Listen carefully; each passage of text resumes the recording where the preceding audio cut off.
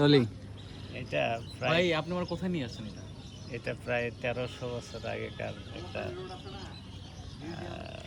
প্রত্যন্ত এলাকা। জায়গাটা কিসের জায়গাটা হচ্ছে এখানে এক সময় চাঁদ সদাগরের 7টা ছেলে ছিল। 7টা ছেলে না কটা ছেলে ভুলে গেছি।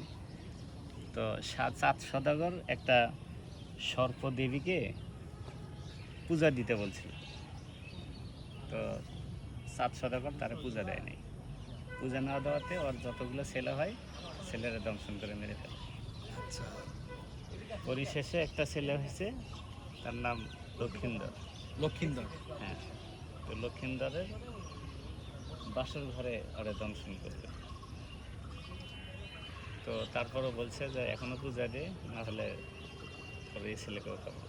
বলে না, আমি পূজা দেবো না, তুই সাপ ব্যাং খাস খাস তোরে বুঝাইতাম না। তো ঠিক আছে, তো তুই কেমনে আমার ছেলেরা কেমন দেখবো না।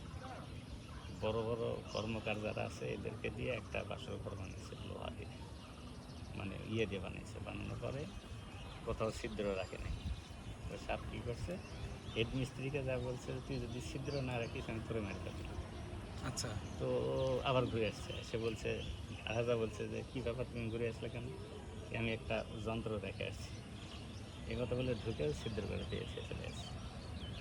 সে সাপ ঢুকে বাসর ঘরে মানে দংশন করছে, করার পর মেরে ফেলছে। মেরে ফেলার পর তার বউ যেটা বেহুলা, ও বলছে যে ঠিক আছে, আমার স্বামীকে আমি দিকে বাঁচাইতে পারি।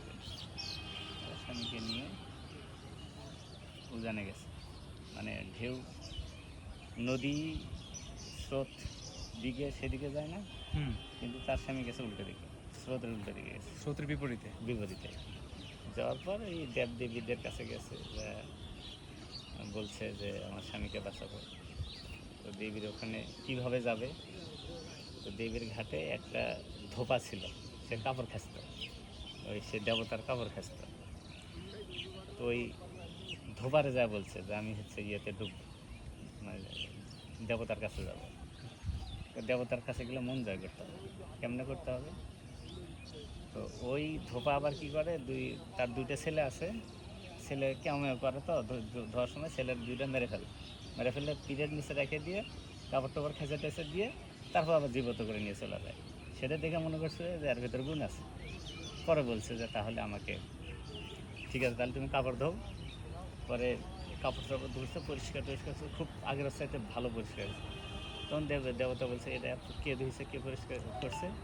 তখন বলছে যে মুখে একটা মেয়ে আছে, সে পরিষ্কার করছে, তারা ডাকো।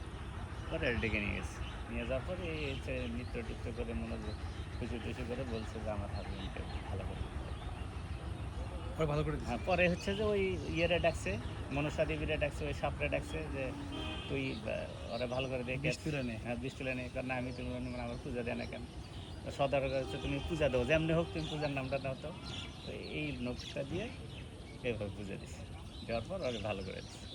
আর এই জায়গাটা হচ্ছে সেই বেহুলা লক্ষিন্দরের বাসর ঘরের জায়গাটা। এটা বাসর ঘর, এখানেই দংশন করছে।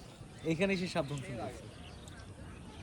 আমি বগুড়া না আসলে এটা দেখতে পারতাম না। থ্যাংক ইউ পুতুল ভাই, এত সুন্দর একটা জায়গায় নিয়ে আসার জন্য। আর এত বড় একটা সারপ্রাইজ, এটা পরে বলবো।